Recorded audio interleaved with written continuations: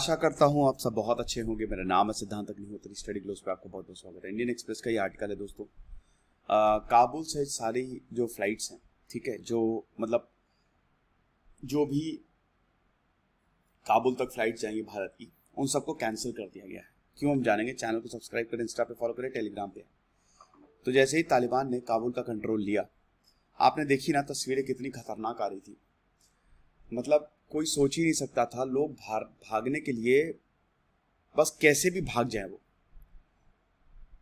टॉरमैक पे भीड़ चढ़ गई। मतलब प्लेन उड़ रहा है, ऊपर जाएगा, वो बाहर लटक गए हैं।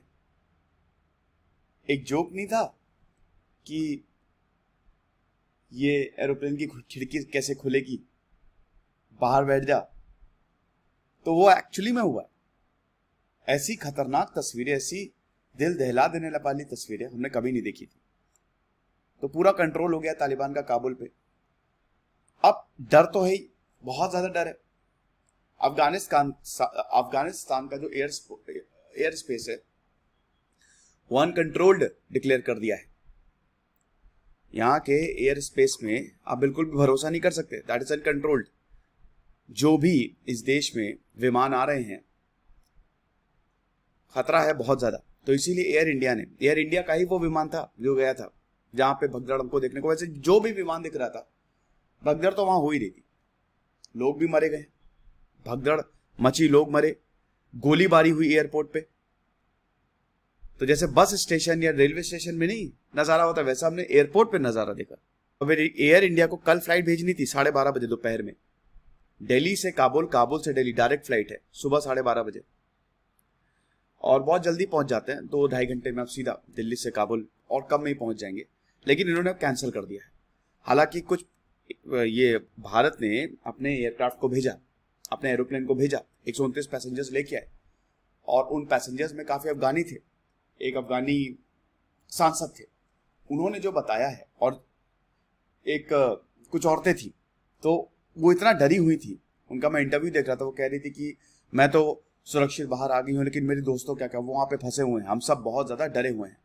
तालिबान ने कहा है कि हम कुछ नहीं करने वाले और किसी को भी परेशान होने की जरूरत नहीं है, और हम सबको उनके राइट्स देंगे, अधिकार देंगे। औरतें देखिए, उस समय क्या था पहले 1996 में कि औरतों की तो स्कूल कहीं नहीं जा सकती थी, काम नहीं कर सकती थी। तो इस बार बोला कि नहीं, जमाना बदल गया है। तालिबान के स्पोक्स पर्सन ने मीडिया से मुखातिब होकर बोल रहे हैं, वो स्पोक्स पर्सन तालिबान के, कि नहीं ऐसा कुछ नहीं है, औरतों को सारे राइट्स मिलेंगे और औरतें जो करना चाहें वो करें, और औरतें स्कूल भी जाएं, बस उनको बुर्का पहनना पड़ेगा।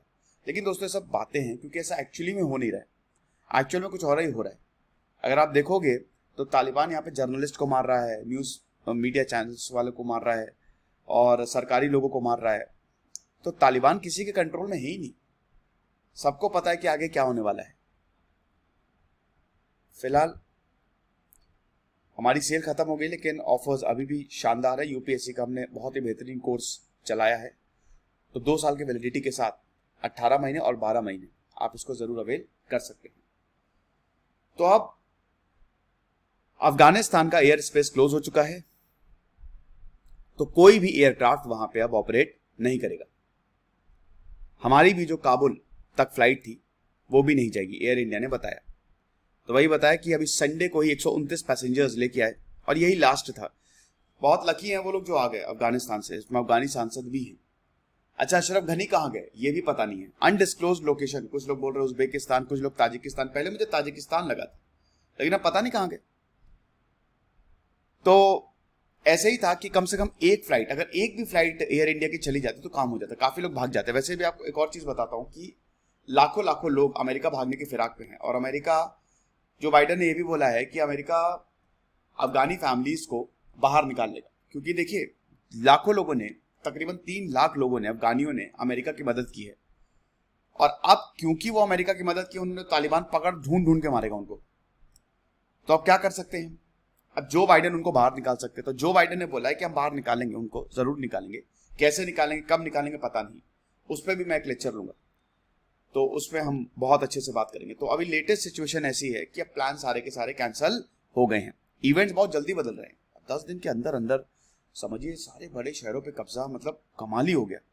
इतनी जल्दी कब्जा करेगा। देखिए भारत को भी लगा था ना कि यार अभी तो टाइम है हमारे पास थोड़ा बहुत, और हम प्लानिंग से, और यही अमेरिका को लगा था भाई सबने रिपोर्ट दी और हम ठीक से कर सकते हैं। इसमें बहुत शानदार तरीके से तालिबानियों ने ये, देखिए अफगानी सेना अगर रेजिस्ट करती तो चीजें कुछ और होती, अगर वो बहादुरी से लड़ती तो हरा देते वो तालिबान को, यकीनन हरा देते। लेकिन इतनी बुरी तरीके से अफगानी सेना पीछे हटी है कि क्या बताएं। एक तो अफगानी सेना को तालिबान ने लगातार उनको एक्सप्लॉइट भी कर रहे थे, उनके साथ खेल रहे थे कि अगर तुम पीछे हट जाओ, हम जहां पे जा रहे हैं, अगर तुमने हमसे लड़ने की कोशिश की या तुम हमसे लड़े तो तुम्हारी फैमिली को 20 सड़क नचवाएंगे और खत्म कर देंगे तुम्हारे पूरे खानदान को। तो इसलिए और जो सोल्जर्स थे वो पीछे हट गए कि भैया हमको तो नहीं लड़ना। एकदम मोरल डाउन था।